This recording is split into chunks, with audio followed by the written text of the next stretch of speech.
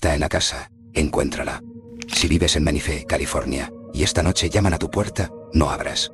Más importante aún, no dejes a nadie solo en la casa.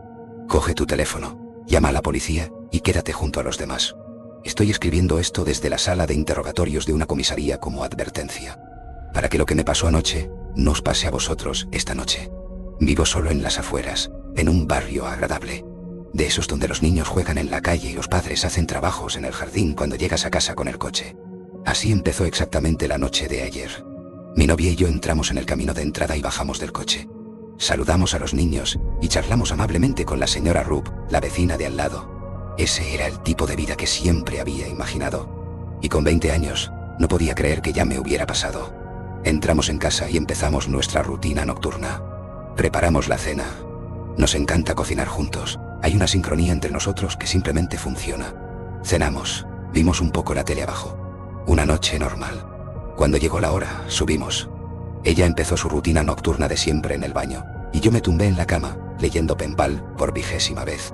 Con el ventilador encendido y el agua corriendo en el baño, casi no lo oí. Ahora desearía que el ventilador estuviera en la velocidad 3 en vez de en la 2, porque entonces todo sería diferente. Pero no, era lo suficientemente débil como para oírlo por encima de todo lo demás. Toc, toc, toc. Alargué la mano y apagué el ventilador. Esperé un momento escuchando. Toc, toc, toc. Joder, pensé. Dejé el libro en la mesita de noche y me levanté. Cogí mi sudadera de la silla y me la puse. Mientras salía de la habitación, oí que mi novia empezaba a decir algo, pero quería deshacerme primero de quien fuera que estuviera en la puerta. Bajé las escaleras un poco cabreado, pensando que si era otro vendedor intentando venderme limpiacristales, iba a montar un numerito. Me subí la cremallera de la sudadera mientras encendía la luz junto a la puerta principal. Miré por la mirilla, pero estaba completamente negro. Encendí la luz exterior. Seguía negro como la boca de un lobo. Supuse que la bombilla se había vuelto a fundir, ya que había tenido problemas con ella antes. De mala gana giré el cerrojo y abrí la puerta. Nada, no había nadie. Saqué la cabeza para mirar alrededor.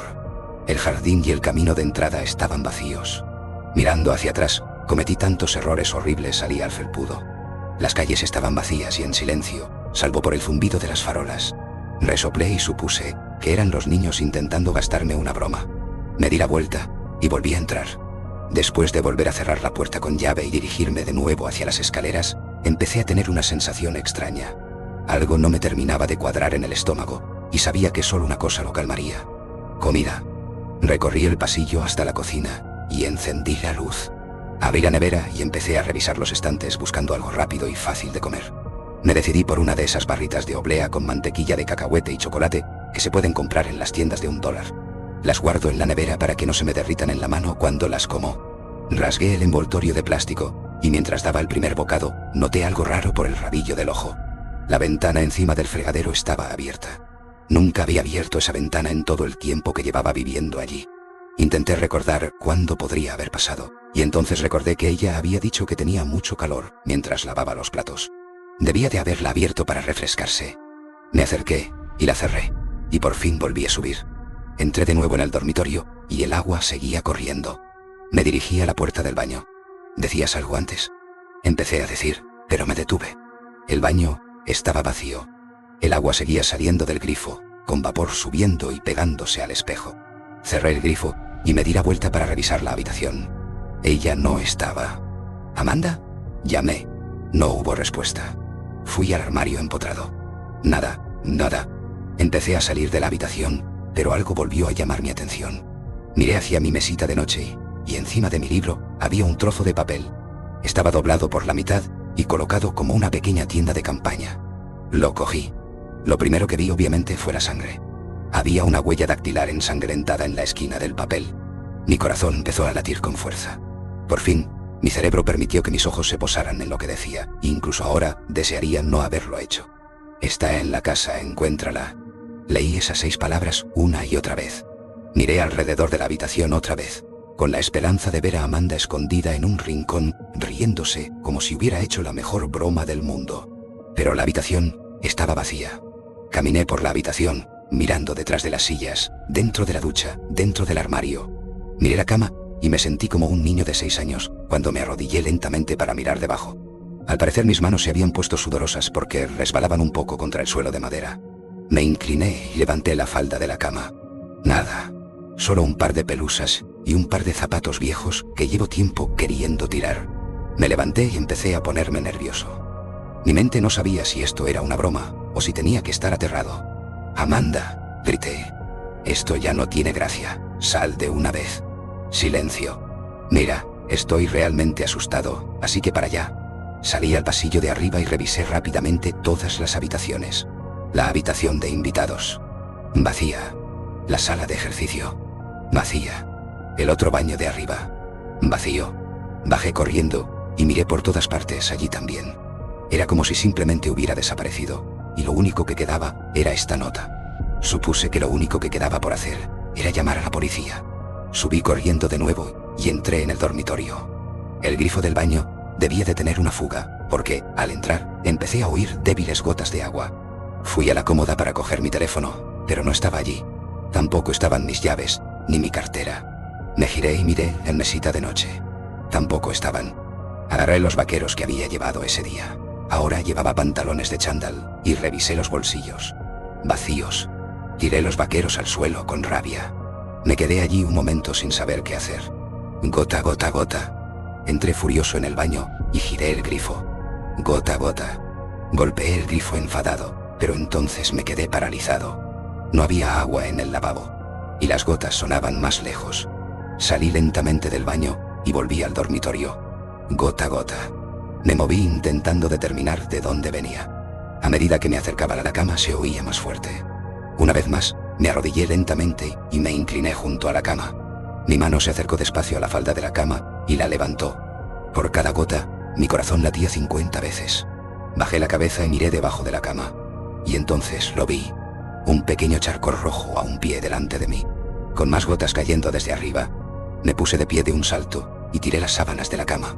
Metí las manos entre el colchón y el somier, y después de un momento de duda, levanté el colchón con todas mis fuerzas. Mi garganta se cerró al instante. No podía comprender lo que tenía delante. Mi mente solo me permitía procesar la imagen por partes. Al principio solo vi el somier, colocado dentro del armazón de la cama. Luego vi que había un enorme desgarrón en el centro del somier. Y entonces vi a Amanda, dentro del somier, su hermoso rostro asomando por el desgarrón. Luego estaba su cuello, que no era más que rojo. Lo último que mi mente me permitió ver apareció. Estaba justo en el centro, sobre su estómago, otra nota. No podía moverme. Las lágrimas me corrían por la cara sin control, pero no emití ningún sonido. Mis manos empezaron a temblar violentamente y mis rodillas se desplomaron contra el borde del somier. Alargué la mano y levanté el cuerpo de Amanda. Mi chica, mi vida, mi todo. La rodeé con mis brazos y empecé a gritar. La nota se deslizó de ella y cayó sobre el somier. Mi mano se movió lentamente hacia la nota, apenas capaz ya de doblar los dedos. De alguna manera conseguí agarrar la nota y acercármela a los ojos. Mi visión estaba completamente borrosa por las lágrimas. Me la sequé contra la manga de la sudadera y miré la nota. Otra vez, había una huella dactilar ensangrentada, pero a estas alturas podría haber sido mía. Todo está borroso desde esos momentos. Pero las palabras están grabadas para siempre en mi memoria. Son la razón por la que estoy sentado aquí ahora. La razón por la que salí corriendo de mi casa gritando, pidiendo ayuda. Pero, ¿dónde estoy? Historia 2. El hombre sonriente. Hace unos 5 años vivía en el centro de una gran ciudad de Estados Unidos. Siempre he sido una persona nocturna, así que a menudo me encontraba aburrido después de que mi compañero de piso, que definitivamente no lo era, se fuera a dormir. Para pasar el tiempo, solía dar largos paseos y pensar. Pasé 4 años así, caminando solo por la noche, y nunca tuve una sola razón para sentir miedo. Siempre bromeaba con mi compañero diciendo que incluso los traficantes de drogas de la ciudad eran educados. Pero todo eso cambió en solo unos minutos de una noche.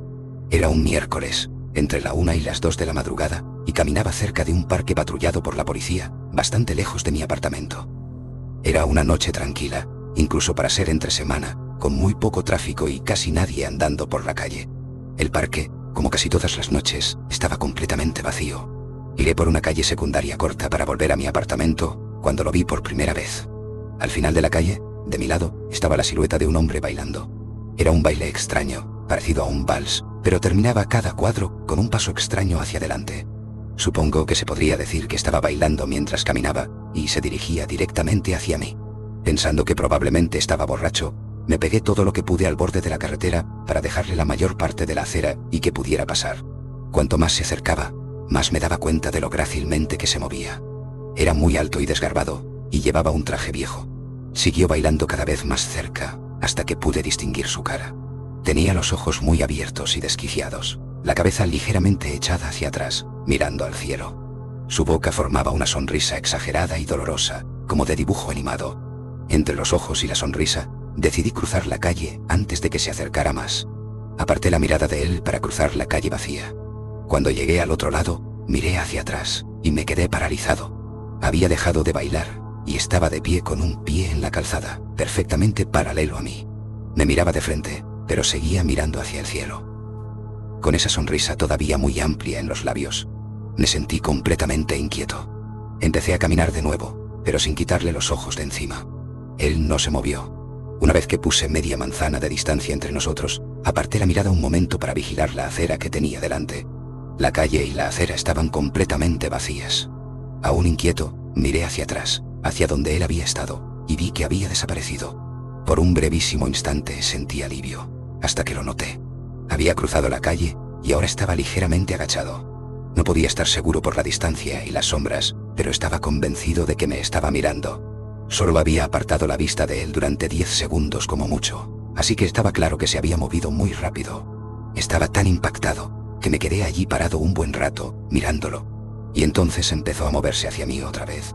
Daba pasos gigantescos y exagerados de puntillas, como si fuera un personaje de dibujos animados, intentando acercarse sigilosamente a alguien. Excepto que se movía muy, muy rápido. Me gustaría decir que en ese momento salí corriendo. Saqué mi spray de pimienta o mi teléfono, o hice cualquier cosa, pero no lo hice. Simplemente me quedé allí, completamente congelado, mientras el hombre sonriente se acercaba sigilosamente hacia mí. Y entonces se detuvo otra vez, a la distancia de un coche de mí. Todavía con esa sonrisa, todavía mirando al cielo. Cuando por fin recuperé la voz, solté lo primero que se me pasó por la cabeza. Lo que quería preguntar era, ¿qué coño quieres? Y yo, en un tono enfadado y autoritario. Lo que salió fue un gemido. ¿Qué caras? Independientemente de si los humanos pueden oler el miedo, desde luego pueden oírlo. Lo oí en mi propia voz, y eso solo me asustó más. Pero él no reaccionó en absoluto. Solo se quedó allí, sonriendo. Y entonces, después de lo que pareció una eternidad, se dio la vuelta, muy lentamente, y empezó a alejarse bailando. Así, sin más. Como no quería volver a darle la espalda, me limité a verlo marchar hasta que estuvo lo suficientemente lejos como para casi perderlo de vista.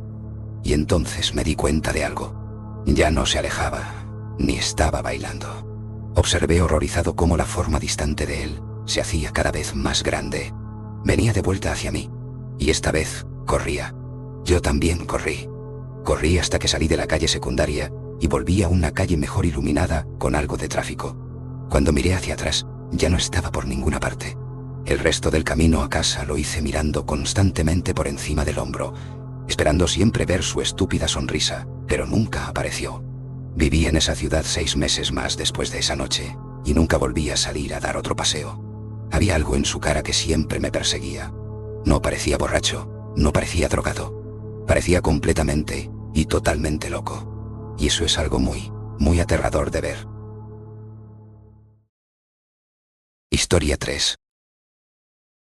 He aceptado que todo lo que conozco es un sueño. Como prefacio, tened en cuenta que esto probablemente será muy largo. No me importa si nadie lo lee. Todo el mundo en el planeta podría leerlo y nada cambiaría. Solo necesito expresar mis preocupaciones por mi propio bien. Tal vez al organizarlo todo en una página, pueda darle sentido a las cosas. Hace varios años, sufrí un brutal accidente de coche. Estaba parado frente a una vía de tren, esperando a que pasara el tren. Yo era la última persona que no había conseguido cruzar las vías. Para que os hagáis una idea, había una fila sólida de coches a ambos lados. Si hubiera intentado colarme, habría golpeado al coche de delante antes de conseguir pasar. Oía el tren acercándose, y las barreras negras y amarillas bajaron delante de mí. Me fascinan los trenes, así que estaba encantado de estar tan cerca, por fin consiguiendo un asiento en primera fila. El tren estaba a unos 400 metros del cruce, cuando el conductor que iba detrás de mí aceleró y me empujó unos metros hacia adelante. Las barreras se doblaron, y finalmente se rompieron, y fui lanzado bruscamente sobre las vías. Entré en pánico, y metí la marcha atrás, intentando retroceder. Sin embargo, el otro coche tenía más potencia, y, para mi horror, la puerta de mi coche se alineó perfectamente con la rejilla delantera del tren. Intenté salir desesperadamente del coche, pero me olvidé del cinturón de seguridad. Casi me estranguló intentando soltarme. Para cuando conseguí desabrocharlo, ya era demasiado tarde. Una fracción de segundo del sonido más fuerte que había oído nunca, y luego, oscuridad y silencio. Estaba seguro de que había muerto. No sentía ningún dolor, y desde luego, si hubiera sobrevivido estaría agonizando. Intenté abrir los ojos, pero no pasaba nada. Intenté emitir un sonido, mover los dedos o hacer cualquier cosa, pero no podía. No era que estuviera paralizado, era más como si no tuviera un cuerpo que manipular. Solo era una mente sumergida en un pozo de nada. El único sentimiento que tenía era que había regresado a ese estado después de haber estado ausente durante mucho tiempo. Como cuando olvidas el olor de la casa de tus padres hasta que vuelves por las vacaciones. Poco a poco, empecé a tener sensaciones. Oleadas de calor y humedad me permitieron finalmente determinar dónde terminaba mi cuerpo. Casi en cuanto fui consciente de mi ser físico, empezó a dolerme. Sentía como si cada centímetro de mí hubiera sido golpeado con un bate de béisbol de esos pesados de madera. Incluso abrir los ojos fue un esfuerzo espectacular. Estaba en un hospital, así que había sobrevivido después de todo. La gente se acercó para rodearme. Caras que nunca terminaban de enfocarse, flotaban sobre la mía, y sonidos que vagamente se parecían al habla llegaban hasta mí como a través del agua. No pasó mucho tiempo antes de que me sintiera débil otra vez y cerrara los ojos. Este ir y venir de la conciencia duró lo que me pareció muchísimo tiempo, tal vez meses, aunque los médicos me dijeron que solo habían sido unos días. Después de eso, trabajé en hablar y tragar comida, lo cual parece una tontería, pero en ese momento fue todo un desafío. Finalmente, a medida que me quitaban más y más yesos, me permitieron sentarme y girar la cabeza, por lo que estuve increíblemente agradecido. Según mi familia, y mi entonces novia Sara, que estaban todos encantados de poder hablar conmigo, estuve inconsciente varios días seguidos después del accidente. Recuerdo que Sara dijo específicamente que había echado de menos poder mirar esos ojos tan bonitos. El tiempo pasó a un ritmo agonizantemente lento, hasta que la fisioterapia avanzó lo suficiente como para que pudiera moverme en silla de ruedas. Los médicos eran sorprendentemente optimistas de que podría volver a caminar, pero lo llamaban optimismo cauteloso. Nadie quería decirme que podría volver a ser independiente, y luego tener que admitir más tarde que se habían equivocado. Obviamente yo también estaba muy esperanzado, aunque incluso pasar de la silla a la cama era un desafío doloroso. Fue alrededor de esa época cuando noté que ya no soñaba. Cuando dormía, solo sentía la misma nada que sentí inmediatamente después del accidente. Todos los días se mezclaban unos con otros durante un tiempo. El siguiente recuerdo que puedo separar del resto es la primera vez que intenté caminar solo. Había personal sujetándome de los brazos y de la cintura, por si me caía, y con su ayuda conseguí cruzar toda la habitación en mi primer intento. Los médicos dijeron que nunca habían visto una recuperación tan rápida. Estaba eufórico. Obviamente todavía no estaba fuera de peligro, pero pronto me permitieron vivir en casa otra vez con sesiones frecuentes de fisioterapia, y algunas semanas después volví al trabajo. La vida fue casi normal durante un tiempo. Excepto por una ligera cojera en la pierna izquierda, el lado que el tren me golpeó, me sentía bastante normal. Solo después de aproximadamente un mes viviendo en mi propia casa, empezaron a pasar cosas raras. Lo primero que noté fue que sentía un pinchazo ocasional en el antebrazo derecho, como si una aguja fina me perforara la piel. Era un pinchacito diminuto, como mucho 2 veces al día. Supuse que solo era daño nervioso o algo así y lo aparté de mi mente. Fingir ignorancia se volvió más difícil cuando empecé a oír cosas. Una noche, mientras leía en la cama, creí oír a Sara llorando. Agucé el oído para asegurarme y definitivamente oí sus sollozos, pero muy lejanos, como si estuviera sumergido en una piscina. Bajé rápidamente, preocupado de que se hubiera hecho daño o algo, pero solo estaba lavando los platos en la cocina. ¿Estás bien?, pregunté con cautela. Sí, ¿por qué?, respondió ella con naturalidad. Por nada. Deseché estas rarezas lo mejor que pude. Después de todo, ¿cómo podía alguien esperar recuperarse de ser golpeado por un puto tren sin algunos efectos secundarios? De vez en cuando, sobre todo cuando intentaba dormirme o estaba sentado en una habitación silenciosa, oía sonidos ocasionales que al principio no lograba conectar.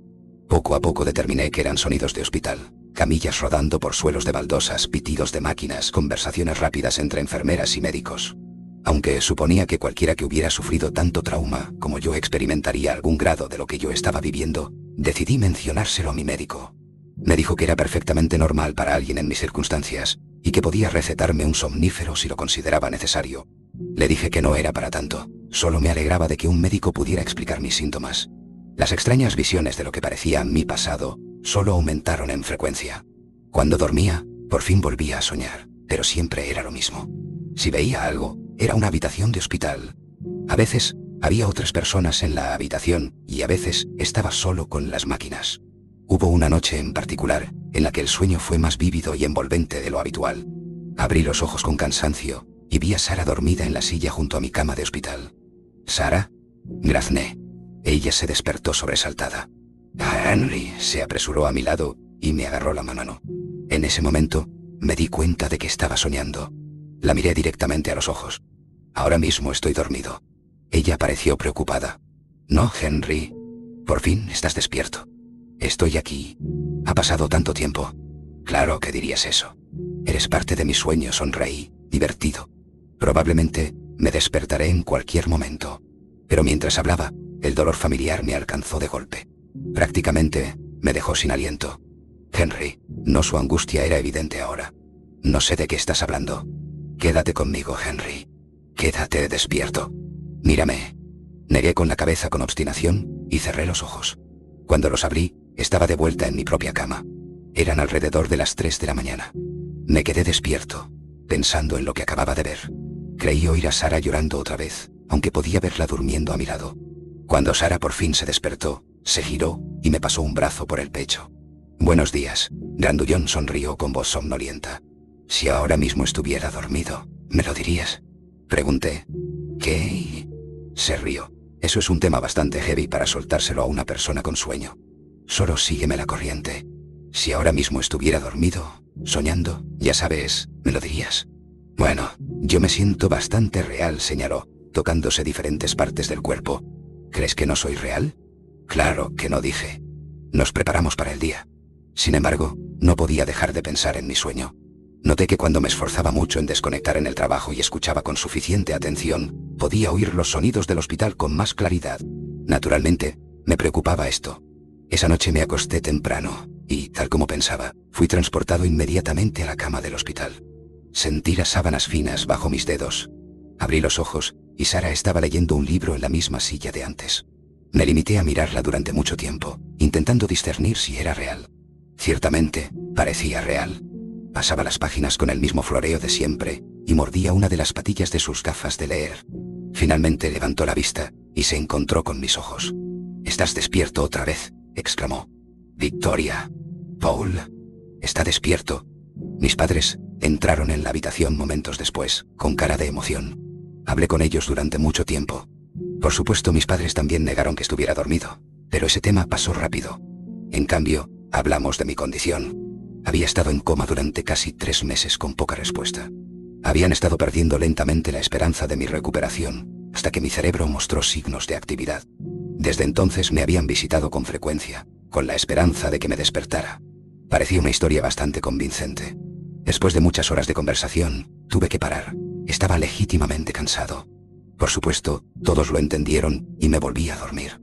Solo que esta vez no me desperté en mi propia cama. Me desperté en la misma cama de hospital unas horas después. Tuve que pensarlo durante mucho tiempo, pero finalmente concluí que debía de haber imaginado mi milagrosa recuperación y que había estado en coma todo el tiempo. Como podéis imaginar, fue difícil de aceptar al principio. Desde entonces, he estado haciendo una segunda recuperación, que ha sido más lenta y menos exitosa que la primera. Por eso, durante mucho tiempo, estuve mayormente convencido de que esta vez sí estaba realmente despierto. Nadie camina después de ser golpeado de lado por un tren, al menos no sin mucho trabajo duro. Todavía solo me levanto de la silla de ruedas con muletas, y han pasado 6 años. Probablemente suene como un final agridulce, y en un momento estuve de acuerdo. Estaba preparado para vivir feliz para siempre en mi silla de ruedas, y tal vez incluso pasar a las muletas algún día, excepto por una cosa. Cuando me preparo para ir a la cama, después de apagar la lámpara y apoyar la cabeza en la almohada, todavía puedo oírlos, los débiles sonidos de un hospital ocupado. Sé que muchos de vosotros diréis, pero yo soy real. Esta es la vida real. Por supuesto que estás despierto. Pero eso Es lo que se supone que debéis decir. Nadie va a decirme, soy falso. Estás soñando, despierta. Todavía estoy dormido y he aprendido a lidiar con ello. Sé que nadie que conozca durante el día es real, pero estoy cansado, así que solo finjo, y eso tendrá que bastar.